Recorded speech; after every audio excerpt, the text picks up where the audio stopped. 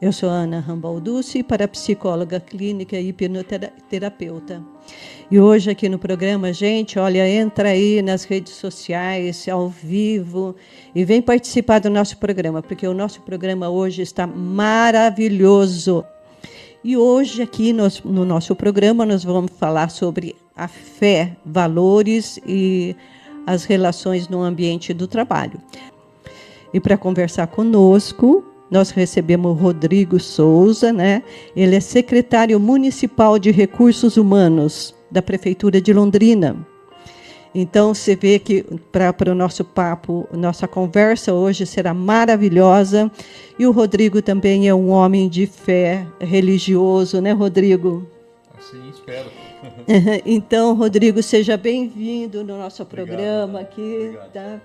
E para nossos ouvintes aqui, aquele que não conhece ainda você direito, quem que é o Rodrigo? Conversa aí um pouco com nossos ouvintes, diz quem é o Rodrigo Souza. Vamos lá. Bom, primeiro, obrigado pelo convite, né? Ótimo estar aqui com vocês. Tenho 54 anos, sou aqui de Londrina, morei alguns anos em Brasília, por conta do trabalho, né? Sim. Mas já estou de volta aqui em Londrina já há bastante tempo, há 12 anos já.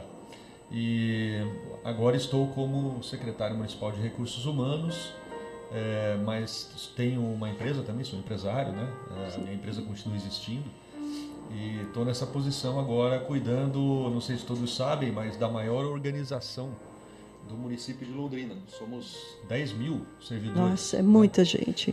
E a área de recursos humanos aqui faz todas as diretrizes, as políticas de pessoas, e faz inclusive o pagamento de todo mundo, né? Cuida da saúde ocupacional, a saúde tanto física quanto mental, cuida de segurança no trabalho, as promoções, as licenças, é um mundo de coisas, né? Treinamento. Então é bastante coisa que está ali debaixo do chapéu da Secretaria de RH. E eu recebi do prefeito Thiago Amaral essa incumbência de comandar essa secretaria que tem servidores muito competentes, né? Nesse desafio de criar um ambiente que seja saudável, que seja produtivo e que entregue valor para a sociedade. Sim. Então, né, amigos ouvintes, você vê que hoje nós estamos aqui com a pessoa certa para falar sobre trabalho e fé, né? E assim, né, Rodrigo, muitas vezes a fé é vivida assim como se fosse algo pessoal, né? Uma vida privada, mas na prática nós passamos assim a grande parte nossa, né, pelo menos 8 horas no trabalho. A verdade é essa, né? E lidando com pessoas, a gente lida com pessoas, com decisões e com responsabilidade. Muita responsabilidade, né? Muito trabalho. Para começar, assim, uma visão, como que a visão cristã da pessoa, tá? Deve influenciar a forma como nós tratamos os colegas, os subordinados e as lideranças no ambiente de trabalho. Olha, é sempre um desafio, né? A gente está num ambiente de trabalho que a gente sabe que há pessoas de todas as fés, muito diferentes, né? Sim. Certamente há ateus, há agnósticos, tem pessoas que são judeus, eu não sei, porque aqui não tem tantos assim, mas é possível que existam. Você tem gente que é das várias denominações protestantes, você tem católicos, você tem gente que se diz religioso, mas não pratica, você tem de tudo, né? Uhum. E eu acho que para quem vive a fé de fato, não deveria manter a fé somente no ambiente privado. Eu acho que isso acaba influenciando a forma como a gente age com as pessoas com quem a gente convive, seja na família, os amigos e no trabalho também, né? Então, a visão cristã, ela começa por uma constatação, né, de que a pessoa com quem a gente trabalha, ela não é só um recurso. E é até irônico um pouco, porque a secretaria que eu coordeno hoje é a Secretaria de Recursos Humanos. Mas a igreja diz assim, que as pessoas não são um recurso, no mesmo sentido que o carro é um recurso, que a água é um recurso, que os minerais são um recurso, né? Que a madeira é um recurso que a gente usa e dispõe da forma como a gente quiser. Essas coisas são recursos porque elas não têm opinião, né? Elas não têm um sentimento, elas não foram criadas à imagem e semelhança de Deus. Os seres humanos, sim. Então eu não posso tratar as pessoas como eu trato uma coisa. Então esse é o princípio cristão, né? Fomos criados à imagem e semelhança de Deus, todos igualmente. Então a pessoa tem uma dignidade que é originária dessa criação, né? Assim creem, né, a Igreja Católica e todos os crentes, eu imagino, cristãos, né? Então dessa dignidade decorrem alguns direitos, né? Então por isso a gente não pode tratar as pessoas só como uma coisa para alcançar algum resultado. Sim. Porque senão eu estou usando as pessoas para alcançar um fim. Eu não posso fazer isso sendo cristão, né? Eu tenho que tratar as pessoas com a dignidade que elas têm, né? Então eu preciso ouvi-las, eu preciso querer o bem dessa outra pessoa, eu preciso cooperar com ela. Então isso tudo faz parte dessa visão cristã. E é importante, você comentou que a gente passa muitas horas no trabalho, sim, né? Uhum. O trabalho é uma das coisas que distingue o ser humano das outras criaturas, dos outros seres vivos, né? Na visão cristã, eu não sei se na visão cristã, mas na católica pelo menos, o trabalho é uma forma de participar na ordem da criação. Então Deus criou tudo, né? Somos todos criaturas, mas Ele nos deu a terra inteira para dominarmos sobre a terra, sobre a criação, né, dele. Então o trabalho é transformar essa criação em algo mais elevado. Então, assim a gente participa da criação. Então, quando a gente a gente extrai um minério da terra e transforma em metal, que depois vai se transformar num carro, a gente está elevando aquela criação, né, aquela criatura, a uma camada superior e assim por diante. Então a gente trabalhar é participar na ordem da criação. Então a gente precisa do trabalho, e a gente precisa do trabalho feito em comunidade. A gente não vive sozinho, então desde sempre a Igreja Católica sempre atuou em comunidade, estarmos juntos em comunidade, né?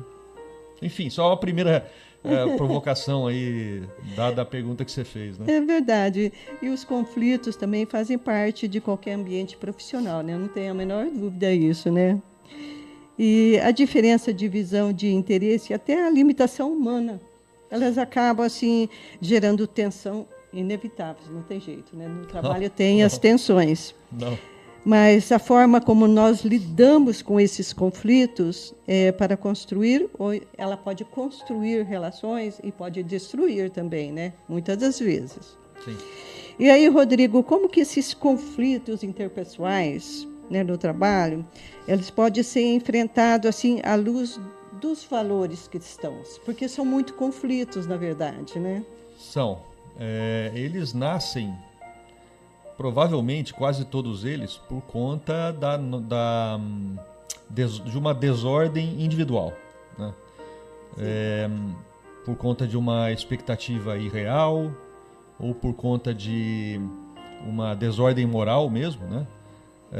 O fato é que a gente, para evitar todos os conflitos no ambiente de trabalho, a gente precisaria a gente mesmo melhorar como seres humanos, né, individualmente. Mas como isso é um processo que leva a vida inteira, a gente vai continuar tendo conflito no trabalho.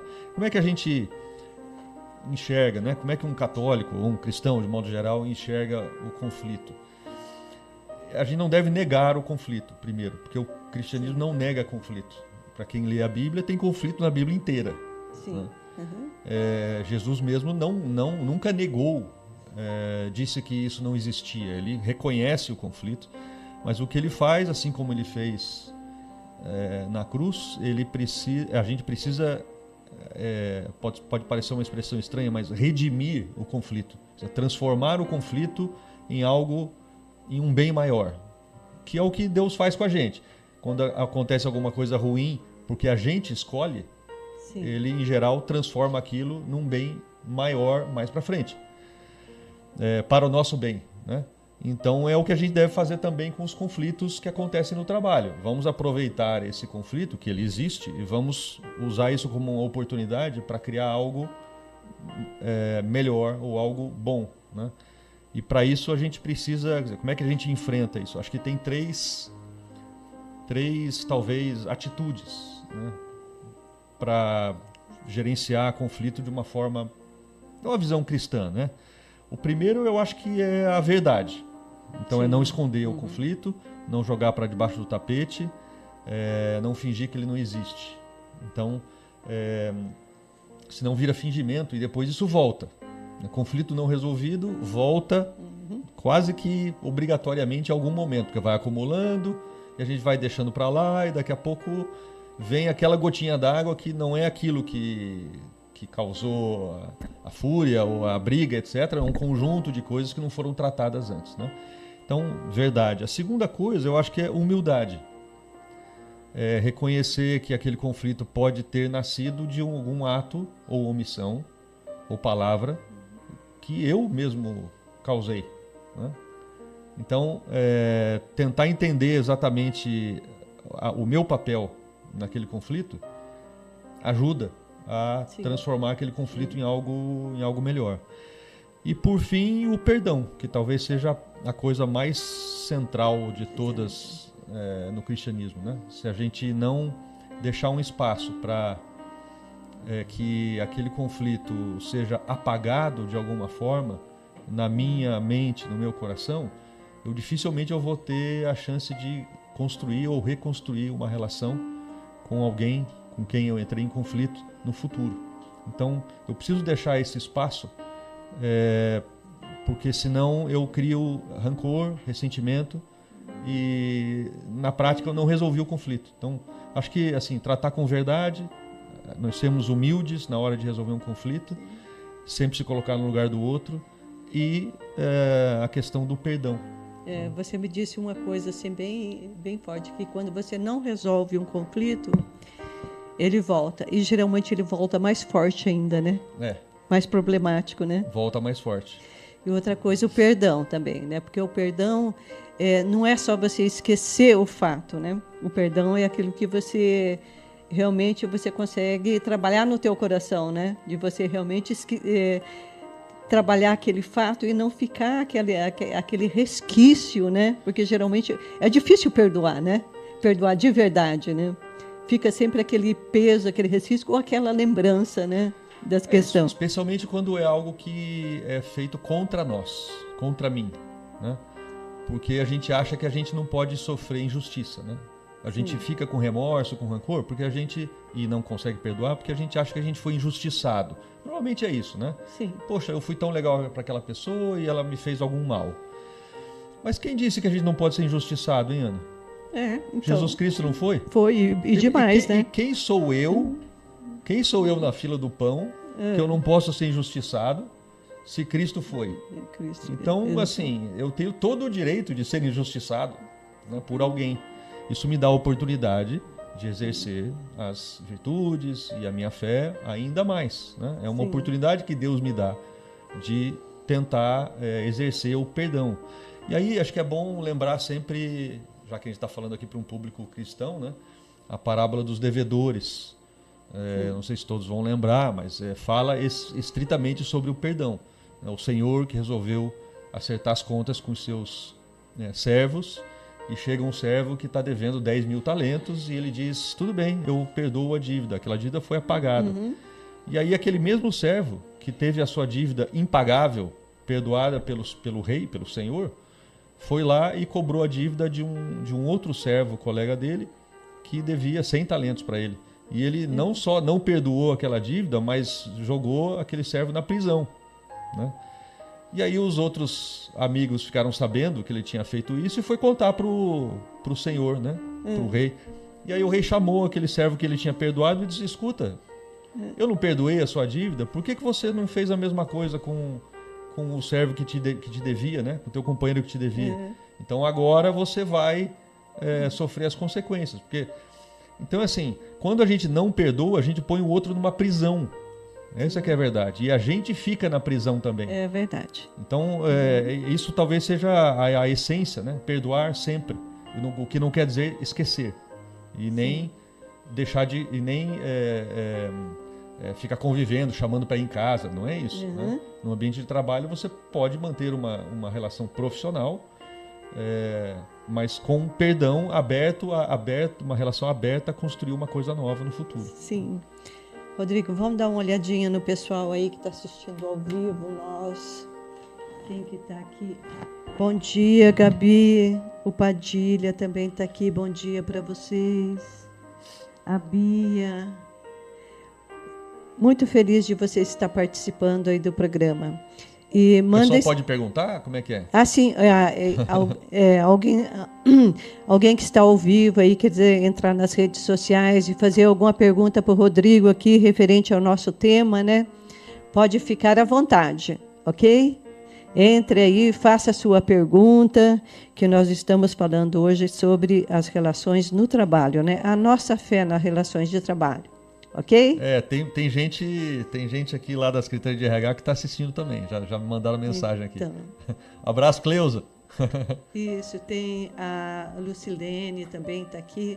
Então, tem esse pessoal aqui. Estão participando também já do sorteio, tá, Rodrigo? Chegar no final do programa, a gente faz um sorteio. Legal. Né? É sempre, eu falo assim, que é um agrado para os ouvintes, né? Sempre ter... uma lembrancinha ou alguma coisa. E hoje nós temos aqui o nosso presente aqui, o nosso aqui. Deixa eu mostrar aqui, Matheus. Nosso brinde aqui, por quê? Porque esse mês de maio aqui já é o mês das noivas, é o mês do Dia das Mães, né? Enfim, é o mês das mulheres, né? Praticamente, né? Então, olha, quem quiser fazer pergunta aqui para o Rodrigo, fique à vontade aqui dentro do nosso tema, tá ok? Sobre RH, sobre a nossa fé no trabalho. Continuando aqui, Rodrigo, assim, existe assim, uma pressão muito silenciosa, né, no ambiente do trabalho, no ambiente profissional. E leva muitas pessoas a adotarem práticas que, no fundo, elas sabem que não são corretas, né? Entra assim por causa da competição, por causa de vaidade, até omissão assim dentro do próprio erro. A verdade é essa. E isso vai assim moldando não só o ambiente do trabalho, mas também o interior das pessoas e o ambiente. E como evitar, Rodrigo, prática comum no ambiente profissional, como a competição desleal. Porque a competição sempre vai existir, né? A desleal, a vaidade ou então a omissão, né? Que são as coisas mais perigosas dentro de um trabalho, de um ambiente profissional, né? A gente pode ter de tudo, né? Pode ter gente que ostensivamente é contra algo que você faz e tal. Isso é um problema, mas em geral é um problema menor, porque pelo menos você sabe que a pessoa é contra. Sim. E aí você consegue tratar aquilo ou lidar com aquilo.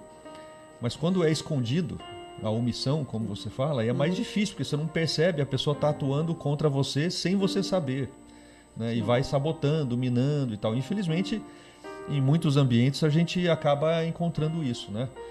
Olha, de novo, esses conflitos acontecem, né? Essas competições desleais, ou vaidade, omissão, em geral são problemas individuais, é um problema moral, né? De uma desordem moral. Sim. Só que a gente não vai esperar que todo mundo se melhore para daí a gente ter um ambiente... O ambiente pode ajudar as pessoas a se comportar ou a serem virtuosas. E a quem cabe criar esse ambiente? Eu como líder lá da Secretaria de Recursos Humanos, cabe às lideranças, cabe a mim como secretário, no meu caso, mas a qualquer líder, qualquer chefe, a criar um ambiente adequado que premia o comportamento e as ações, as decisões corretas, retas, justas, e desestimule a passar a perna nos outros e desestimule os comportamentos desordenados, né? Então, se eu falo uma coisa, eu falo em moral, eu falo em ética, eu falo, né, que é preciso respeitar os outros e eu não respeito, não adianta eu falar, porque o que as pessoas estão vendo é o que eu estou fazendo. Sim, com certeza. Não o que eu estou falando, né? Eu acho que isso todo mundo entende, mas é difícil de praticar, porque às vezes não, falar é sempre mais fácil do que fazer. Sim. Eu estou falando aqui agora, né? E o que a gente está falando aqui é sempre é mais fácil. Qual é o esforço que eu estou tendo para falar aqui? É menor do que fazer no dia a dia aquilo que eu estou falando. Então, Sim, eu tenho que tomar no dia a dia decisões difíceis, né? Que eu sei que são moralmente corretas, mas elas não deixam de ser difíceis por causa disso. Todos os dias. Hoje mesmo eu tenho decisões a tomar que eu estou aqui, enquanto eu estou aqui, né? Eu estou pensando como é que eu vou fazer. Eu sei a decisão que eu preciso tomar, mas a gente tem tantas condicionantes, né, que a gente tem dificuldade de tomar essa decisão. Porque vai desagradar, porque vai criar um conflito. Então, eu preciso dar o exemplo de algum modo, né? Eu preciso estar certo de que o que eu estou fazendo não é uma questão que vai atender à minha vaidade, né? A minha, o meu sentimento, a minha satisfação. Pelo contrário, né? Eu preciso atender o bem comum.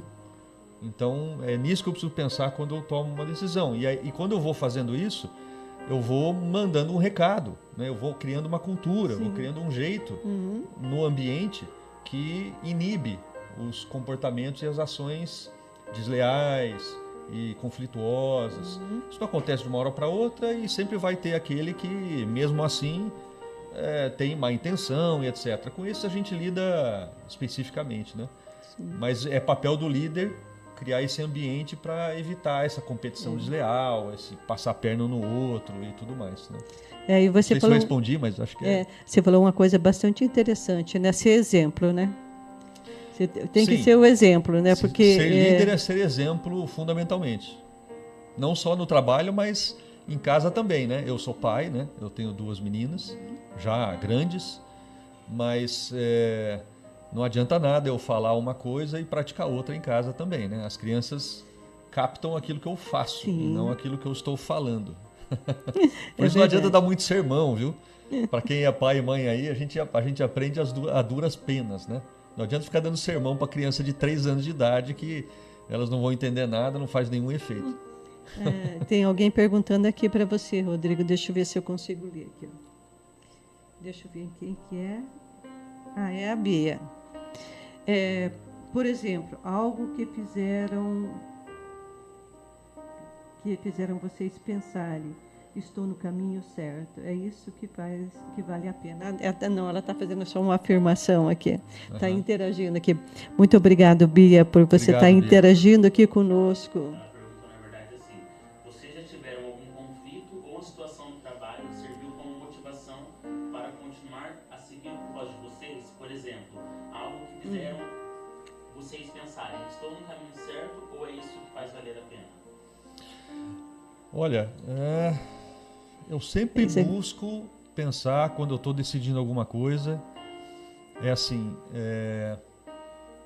Eu vou para a Bíblia, eu vou para, aí no caso dos católicos, né, para a tradição, o magistério da igreja. Como é que Jesus decidiria isso aqui? Com exemplos, as parábolas são muito boas para isso. Nessa situação aqui, o que é que Jesus faria? Como é que ele decidiria isso aqui? Porque muitos tentaram colocar Jesus pegar Jesus no contrapé, né? Vamos dizer assim, com perguntas capciosas e tal, e ele sempre dava uma resposta que pode nos iluminar nas horas difíceis. Então, assim, eu tento evitar buscar os holofotes ou o ok do grupo com quem eu estou, porque eu posso tomar uma decisão e aí todo mundo lá do RH gosta da decisão. Aí eu acho que, então eu tomei a decisão certa porque as pessoas gostaram. Ou eu tomo uma decisão e ninguém gosta. Agora eu tomei a decisão errada porque as pessoas não gostaram. Se eu tomar o que as pessoas que trabalham comigo, ou as pessoas, né, lá, né, que são afetadas por aquela decisão, como medida, se eu estou ou não no caminho certo, aí eu não estou atendendo uma visão cristã, que é como Jesus julga. Eu estou atendendo ao mundo, eu estou atendendo ao que as pessoas acham, ao consenso geral. E não é isso, né? Então, como distinguir se eu estou indo para o caminho certo ou não? Eu acho que é se perguntando de forma muito sincera se o que eu estou fazendo primeiro atende a mim mesmo ou ao bem comum. E se a decisão atende aos critérios do Evangelho ou não. Então, essa sempre é a dificuldade. Sim. Mas é o que a gente precisa fazer, eu acho, numa posição em que eu estou, de liderança, a todo momento. E as decisões são muitas, todos os dias, a todo instante. É verdade. A Cleusa aqui também pergunta para você, Rodrigo, é o seguinte, como se trata com várias religiosidade e crenças no trabalho? Como diferença de religiosidade e diferentes crenças? É uma boa pergunta. Algumas vezes eu falo disso, né? A Cleusa é servidora pública da Secretaria de RH. Um beijo, Cleusa. Assim, eu procuro, eu não evito, quando eu quero, de falar o que eu acredito, né? Mas eu faço isso com respeito e dando chance para que as pessoas tenham uma visão diferente, não tem nenhum problema. O que eu não posso é, por medo de desagradar o outro, não defender a minha fé, né? Ou não colocar a minha visão, a forma como eu vejo que é a melhor forma de se conduzir ou de decidir naquele momento. Então é preciso ter uma sensibilidade de entender que as pessoas não precisam acreditar no que eu acredito para eu ter uma boa relação no trabalho, para eu poder resolver um conflito, etc. Eu não devo impor a minha visão de mundo, a minha fé para os outros. Isso jamais. Ao contrário, eu preciso convencer, se for o caso, pelo exemplo, né? Arrastar pelo exemplo. E, claro, dar razões. A gente tem que estar preparado, né, para darmos razão da nossa fé. Isso sim, como diz São Pedro, né? A gente precisa estar pronto para isso. Quando perguntado e quando a situação exige. Então, assim, eu lido com muita tranquilidade. Eu sei que tem gente lá que é católica, tem gente que é testemunha de Jeová, tem gente que é evangélico, tem gente que não é nada, tem gente que não está nem aí. E, assim, tudo bem. As pessoas têm a sensibilidade também de, às vezes, ouvir eu falando alguma coisa e elas não concordam. Acho que entra por um ouvido, sai pelo outro e pronto. Né? É verdade, respeitar o espaço de cada um, né? Cada um com a sua religião, com a sua fé, né? E a Bia aqui está agradecendo você, Rodrigo, aqui, ó. Sabe as palavras, agradeceu a sua resposta, ok? Obrigado, Bia. Então, e quando nós falamos assim na formação humana, Rodrigo, as virtudes parecem assim como pilares fundamentais para, muitas vezes parece distante da prática do dia a dia, né? E no trabalho tudo é mais acelerado, lógico, né? Tudo é acelerado. Isso se torna ainda muito mais desafiador. Então, Rodrigo, assim, na prática, como tratar, né, como a prudência, a justiça, a fortaleza, a temperança, que são as virtudes cardeais, né, para ajudar a construir uma relação profissional mais humana, equilibradas e ética? Olha, a pergunta que precisaria de mais tempo para a gente responder, mas assim, essas são as virtudes cardeais, conforme a tradição da Igreja, né? Justamente porque elas são capazes de, uma vez vividas e aplicadas, de moderar as relações no trabalho. Então, são virtudes que eu, pessoalmente, procuro exercitar todo dia. Eu tenho certeza que nem sempre eu consigo. Certeza absoluta.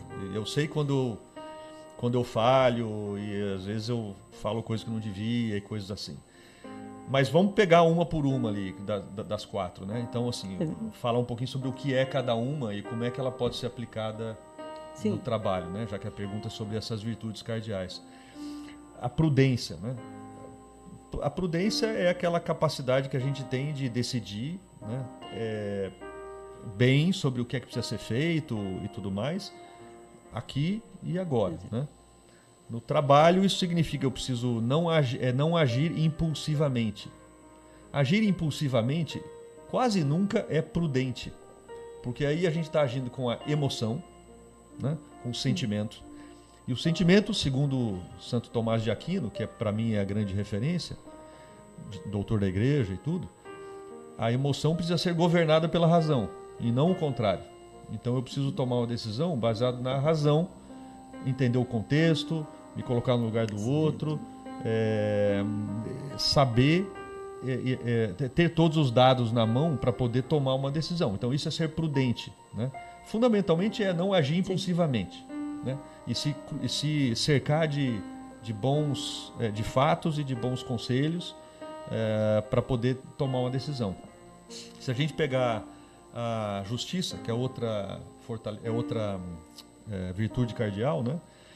Justiça é dar a cada um aquilo que lhe é devido, né? Então isso não significa passar a mão ou passar pano, muito pelo contrário. Se alguém fez alguma coisa de errada, é justiça, né? Que a pessoa corrija aquilo ou que ela sofra alguma consequência proporcional àquilo que foi feito. No ambiente profissional isso é também possível, mas é preciso ter critérios claros, especialmente no poder público. Você tem que ter critérios, você não pode fazer justiça de qualquer jeito e nem injustiça de qualquer jeito, né? Você tem processos claros, você tem que ter critérios, você tem que corrigir sem ser...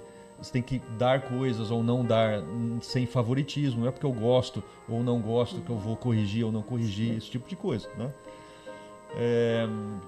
Sempre tendo a justiça ligada à questão do bem comum, né? Então a justiça, algo aconteceu de errado, uma coisa que orienta, né, é o bem comum.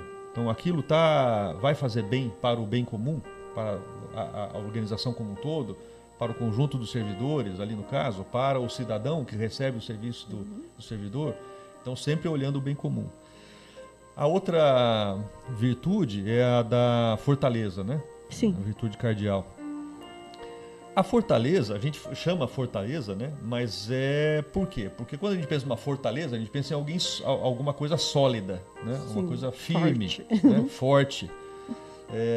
Então, ela ajuda a sustentar, a manter, a fazer a coisa certa, mesmo diante da dificuldade. Isso é muito difícil, porque às vezes dói, né? Fazer aquilo que é certo, e porque dói, a gente tem que ser fortes, fortaleza, temos que ter essa virtude para suportar o peso das nossas decisões, das nossas ações, daquilo que a gente faz ou que a gente omite. Sim. Então a gente tem que ter essa virtude, né? Então esse é o papel da fortaleza na nossa vida e no ambiente de trabalho, né? Por fim, a gente tem a temperança, que é a ideia da gente ordenar os nossos desejos, os nossos impulsos, os nossos apetites, né? De acordo com a reta razão. Então, de novo, a emoção deve estar subordinada à razão. A temperança é o que permite que a gente seja capaz, né, de conter a agressividade, conter a vaidade, conter a necessidade que a gente tem de aprovação com relação aos outros. A gente, peraí, eu preciso temperar os meus atos, a minha fala, né, antes de fazer. Então, e elas são chamadas de virtudes cardeais justamente porque delas decorrem todas as outras, né? Então, prudência, justiça, fortaleza e temperança. São os alicerces, né? São. O alicerce é aquilo que dá uma base para a vida, né? Para a gente poder agir, né? Sem dúvida. É verdade. Sem dúvida. Aí, Rodrigo, então, à luz da doutrina social da Igreja, acho que você já falou várias vezes, diluído na sua conversa, sobre como a autoridade e a liderança pode ser exercida no serviço, principalmente no serviço público, né? Eu sei que você já falou em vários pontos, okay? Mas assim, no tópico, não apenas como uma autoridade e liderança ser exercido no exercício, e não apenas como o poder sobre as pessoas. Essa questão da autoridade é muito importante. Assim, ó, a igreja ensina que toda comunidade precisa de uma autoridade. Não tem escapatória. É só a gente olhar para a nossa experiência do dia a dia. Sim. Na família a gente tem uma autoridade, quando a gente está crescendo, Sim. são os pais. Em geral, na figura do pai, né, do masculino. Não que a mãe não tenha também, mas em geral a gente representa, inclusive, a figura de autoridade com o masculino, né? No nosso trabalho é a mesma coisa, todo mundo tem um chefe, né? Sim. E no caso, lá no RH sou eu mesmo, mas eu também tenho chefe. O prefeito Sim. é meu chefe, Sim. né? Então, assim, a gente precisa de uma autoridade, mas essa autoridade ela é moralmente legítima quando ela é ordenada para o bem comum. Quando aquilo que eu decido e a forma como eu exerço essa autoridade, ela está ordenada para o bem comum. Se ela estiver ordenada para o meu próprio bem, ou o bem de uma ou outra pessoa, isso claramente vai ser visto. Tanto é que a gente tem, é comum a gente dizer, isso aqui fica beneficiando fulano, privilegiando ciclano, porque é amigo, porque não sei o quê, e os outros que se lasquem, né? Então isso não é uma autoridade, uma liderança legítima, né? Olha, assim, ó, assumir um cargo é assumir uma carga. Antigamente, carga. né, e ainda hoje, ser líder significa, isso para a perspectiva cristã, né, não é mandar mais, agora eu consigo mandar mais. Não, não. Agora eu estou assumindo uma responsabilidade maior do que a que eu tinha antes. Sim. É isso que significa ter autoridade, né? E essa responsabilidade de ter justiça nas decisões, garantir a integridade do ambiente, no caso do serviço público também entregar um serviço de valor para a população, no caso do RH para os demais servidores, né? Então, assim, se a gente pegar alguns doutores da igreja, né? São Gregório Magno, lá no século VI, já dizia que, eles têm um escrito dele, que dizia que a liderança deve ser exercida que é uma combinação de humildade com retidão. Então, que é um pouco que a gente falou lá no início, sim, humildade e justiça, né? Verdade. Não encobrir a verdade, não se colocar acima dos outros, né? Mas também não se omitir diante do mal que você está vendo que está acontecendo. Sim. Então, aliás, tem bom, enfim, tem mas assim, ó, a autoridade existe para servir o bem comum. Senão eu estou atendendo o meu próprio desejo, né? Sim. E aí ela não é uma autoridade legítima. Sim. Vamos dar uma olhadinha aqui, Rodrigo, se tem mais alguém fazendo alguma pergunta aqui. Não, tá aqui, o pessoal está aqui participando. Agradecendo o pessoal que está aí ao vivo, interagindo conosco. E agradecendo também os nossos ouvintes que estão aí nas redes sociais. Então, no Instagram, no Facebook, no YouTube. Gratidão, pessoal. E eu estou muito feliz que vocês estejam aí interagindo com esse papo maravilhoso que nós estamos hoje com o Rodrigo aqui.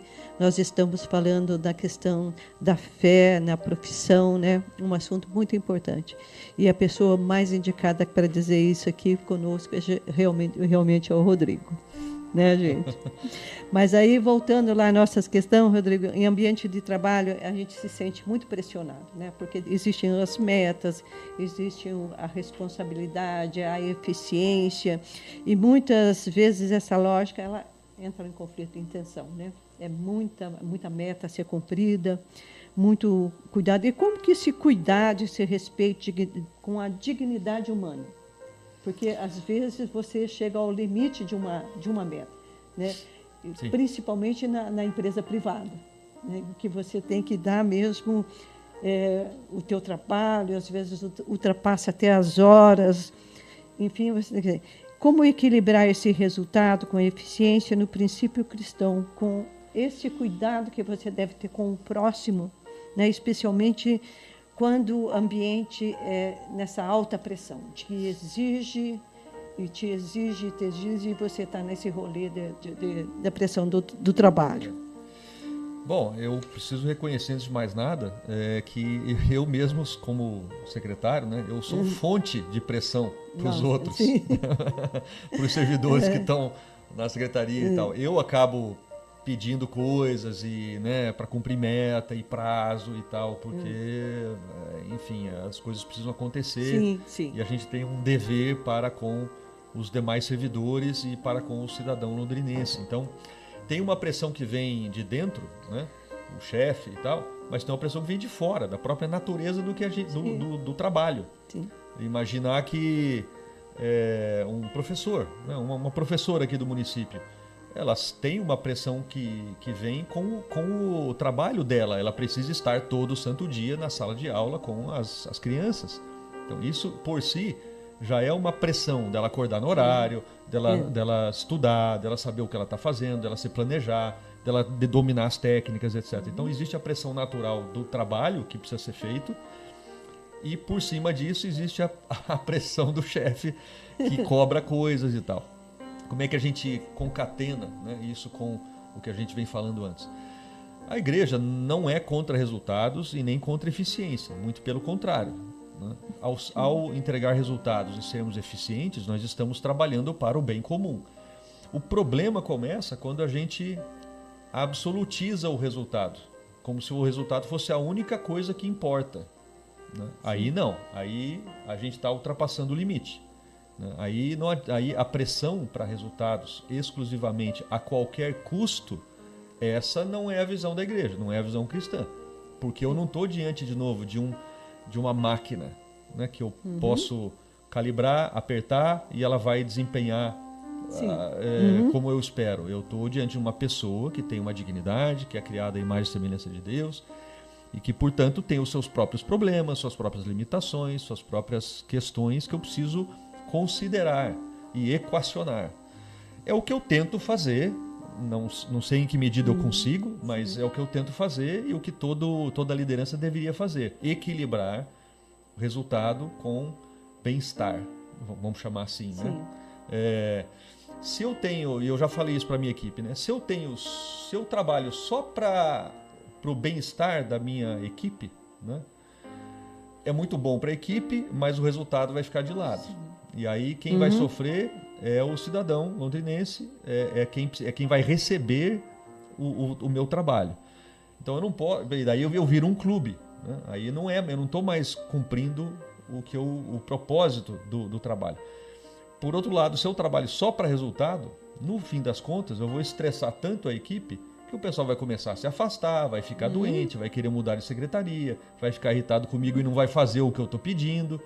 Então não adianta, vai impactar o resultado do mesmo jeito. Então achar o equilíbrio que é um pouco de técnica, um pouco de perfil, um pouco de viver as virtudes cardeais no trabalho, de traduzir o evangelho no trabalho, um pouco de arte, né? Um pouco de sorte, né? De ter pessoas que comungam tem o mesmo estilo e gostam do que a gente está fazendo.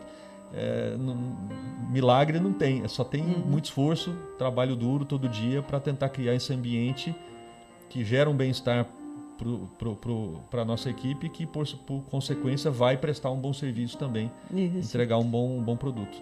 Então, essa pergunta aqui eu vou pular até para você, Rodrigo, que você já falou bastante, diluiu na tua conversa. Eu vou lá já lá nas últimas questões, porque a gente já está quase aqui no horário. Então, existe assim momentos em que o profissional se vê dividido entre cumprir ordens, que você acabou de falar, né, e seguir aquilo que a sua consciência aponta como correto. Essa é uma pergunta difícil. Essa é uma pergunta difícil. E essas situações são muitas vezes silenciosas e difíceis. Quando existe uma tensão entre ordens superiores e princípios éticos pessoais, qual deve ser o papel dessa consciência moral? É uma pergunta bem difícil, né, Rodrigo? É uma pergunta difícil, porque tem muitas questões em jogo, né? Primeiro de tudo, a liderança não deveria colocar os servidores, a sua equipe, nessa situação, né? Porque se ele sabe que ele está pedindo alguma coisa que ele não deveria, quem está incorrendo em erro primeiro é ele mesmo, sou eu mesmo. Se eu estiver fazendo isso, colocando uma decisão para alguém da minha equipe tomar uma decisão que eu sei que está errada, né? Eu estou pedindo para a pessoa fazer uma coisa ilegal, imoral ou no limite, né? Eu preciso repensar. Então, ele primeiro está comigo, mas digamos que aconteça, né? O que alguém da equipe deveria fazer? Bom, aí entra a questão da consciência, né? A questão da consciência. Nem toda ordem de um superior ou de uma autoridade deve ser seguida se ela não está de acordo com a justiça, a moralidade, a legalidade, né? A própria empresa deveria ter os meios para que aquele profissional pudesse reclamar disso para uma outra pessoa, né? Ouvidoria, corregedoria, um psicólogo, alguém com quem a pessoa pudesse conversar, né? Para dizer, olha, eu estou com um problema, estou com um dilema, eu não sei o que é que eu faço. Se eu não fizer o que o chefe me pede, ele vai me mandar embora, ou ele vai me mandar para outra secretaria, ele não vai mais gostar de mim, ou etc, né? Então eu vou perder a minha função gratificada. Então eu posso ser pressionado, né, o servidor. E há formas de fazer isso. Pressionar o servidor, a equipe, para fazer algo que ele não queira, ou que está contra. É uma situação muito difícil. Em última análise, eu diria o seguinte: é melhor estar com a consciência limpa do que fazer algo contra os valores cristãos. Então, para mim, é muito a decisão, de novo, o que fazer não é difícil de chegar na conclusão. O problema é fazer. Sim. Porque às vezes precisa sofrer a consequência. E se a consequência for ser mandado embora? E se a consequência for perder uma função gratificada? E se a consequência for ser ostracizado no trabalho? E o chefe começar a falar mal daquela pessoa? Você está disposto a suportar essas consequências? Esse é o dilema, né? Sim. Quem tem fortaleza, vamos lá para as virtudes cardeais de novo, resolve isso de maneira mais tranquila, mas vai sofrer, não tem jeito, né? Sim. Estar do lado certo é sofrimento na certa. Nós estamos aqui para carregar a cruz, né? Neste mundo é sofrimento, não tem jeito. Então a gente vai ter que sofrer muitas vezes por fazermos a coisa certa. De novo, Jesus, aconteceu isso com ele. Sim.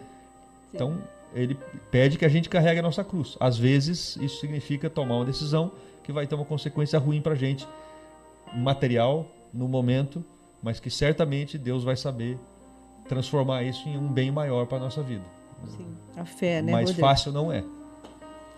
E por fim, aqui a nossa última questão aqui, Rodrigo, existe uma visão muito profunda dentro da fé cristã, né, que enxerga o trabalho não apenas como uma obrigação, como você próprio disse lá no começo, né, como caminho de transformação interior. Isso muda completamente a forma com que nós encaramos as tarefas mais simples.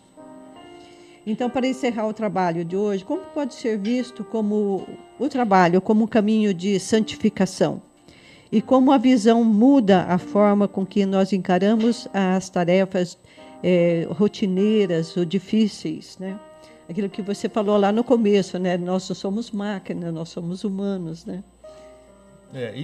Sermos humanos significa que a gente erra, né? A gente falha. Fundamentalmente é isso. Nós somos propensos temos uma natureza caída, né? Então a gente está propenso a pecarmos, a errarmos, se quiser, para não usar uma linguagem religiosa, né? Olha, sim, o trabalho é um meio de santificação. Existe um santo, né, puxa vida, agora Escrivá, né, São José Maria Escrivá, que fala sobre a santificação no trabalho. É tratar as pequenas coisas, o dia a dia, as pequenas coisas, como um valor espiritual, né? Aquilo eu estou fazendo para o bem comum, porque eu quero bem a outra pessoa, e eu quero bem a outra pessoa, amar ao próximo, né? Porque Deus me ama primeiro. Então, é uma resposta do amor de Deus, eu amar ao próximo. Então, fazer o que eu... ser honesto nas pequenas coisas, né? Tratar as pessoas, ter paciência, assim, sem ninguém saber, fazer o bem ao outro e não contar para ninguém, é você fazer uma gentileza e não ficar esperando louros, né? Aquele pequeno sofrimento que você sabe que a pessoa não vai reconhecer o que você fez pelo outro, mas é suportar aquilo com dignidade. Tudo isso é santificação, né? É a gente se destituir do nosso ego em prol dos outros. Isto é a santificação no trabalho. A gente tem muitas oportunidades de fazer isso no trabalho. Então, por isso é que o trabalho é uma oportunidade de santificação, né? Paciência, resignação, a gente não querer ser reconhecido, a gente sofrer as injustiças quieto, né? Claro que tem coisas que isso não significa aceitar qualquer coisa, né? Mas tem horas que eu não preciso ficar me vangloriando que eu ajudei, que fui eu que fiz, que fui eu que, sabe, por causa de mim que você conseguiu tal coisa. Eu estou dando alguns exemplos, mas é só para ficar claro que santificar-se é mortificar-se, né? A gente deixar o nosso ego de lado para agradar a Deus. Então a gente consegue fazer isso no dia a dia, nas coisas pequenas do trabalho. E ter consciência disso, né, Rodrigo? Porque quantas oportunidades a gente tem de praticar isso, né? De fortalecer o nosso caráter, a nossa personalidade, né? Atrás de aceitar essas pequenas coisas e não ver o trabalho, principalmente, como aquela coisa árdua, né? Aquela coisa sofrida. E fazer do trabalho algo que seja alegre, que seja feliz, que expanda o coração, né? E tirar daquela ideia de sofrimento, eu vou ter que trabalhar, né? Essas coisas. Não, né? Na medida do possível, sim, né? Sim. Mas isso acontece quando a gente tem um propósito no trabalho, né? Quando a gente sabe o bem que o nosso trabalho faz para o próximo, e aí a gente suporta melhor os pequenos sofrimentos, né? Quando a gente tem propósito. Não dá para dizer que a gente vai ser sempre alegre, sempre feliz, né? Que a gente vai acordar todo dia de manhã, olha que bom que eu estou indo trabalhar, né?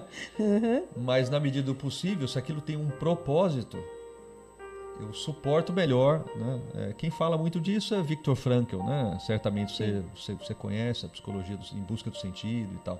A gente suporta melhor aquilo que os sofrimentos, né, que nos acontecem, quando eu tenho um propósito que é fora de mim, né? Não é para me atender, mas para atender os outros, né? Enfim, essa é difícil, mas é possível, sim, a gente ser alegre, a gente ser feliz no trabalho, quando a gente tem um propósito e a gente usa todas essas virtudes e tal para a gente poder suportar aquela parte do trabalho que não é tão boa. Que é necessária, né? Que é necessária, isso. Que ótimo, Rodrigo. Olha, esse programa foi maravilhoso, né? Nossa, quantas coisas aqui nós dissemos maravilhoso. E quem está assistindo aí, de ter toda essa consciência dentro do trabalho. Que conversa profunda e muito necessária e muito atual, né? E com alguém que está aqui e fala com propósito. Não é verdade, Rodrigo? Então, no final, porque a fé se manifesta não apenas nas palavras, né, mas também na forma com que nós vivemos, inclusive no trabalho. É isso que você disse, tudo isso aqui, nas decisões, nas relações. E muito obrigado, Rodrigo, pela tua presença aqui. Foi um prazer muito grande estar com você aqui. Foi uma alegria imensa te roubar um pouquinho do teu tempo para você estar aqui conversando com nossos ouvintes, que eu tenho certeza que eles estão amando e de muito proveito. E é também um assunto assim de muito interesse público, né? A coragem de você estar aqui e se expor. Eu agradeço muito, muito, muitíssimo mesmo. Eu que agradeço, Ana. Obrigado. Se puder deixar as últimas palavras. Tudo isso aqui que a gente falou, não só no trabalho, mas para a nossa vida, eu acho que começa quando quando nós conseguimos eu consigo ser sincero comigo mesmo, né? E não é com a minha verdade, não é com o meu coração, seguir o meu coração. Eu não acho que é isso, não. É seguir a Deus. Sim. E aí eu me comparo com relação aos mandamentos, me comparo com relação ao Evangelho, E aí eu vejo a minha miséria, eu vejo o quanto eu ainda preciso fazer. E aí, para quem é católico, eu preciso... Aquilo que eu encontro de miséria, eu preciso confessar. Né? Aí eu estou falando para os católicos. Né? Sim. A confissão é esse exercício de autoacusação daquilo que ainda me falta para estar em comunhão plena com Deus. E eu recebo o sacramento da absolvição e eu entro no estado de graça, né? De plena comunhão com Deus. E aí, de novo, falo para os católicos, a comunhão. São as duas coisas que todo católico deveria fazer: confessar e comungar. Confessar e comungar. Quantas vezes for necessário, Deus está sempre esperando a gente para a gente se arrepender. É isso. Então, Rodrigo, foi Obrigado. muito bom estar aqui com você. Muita Obrigado. alegria.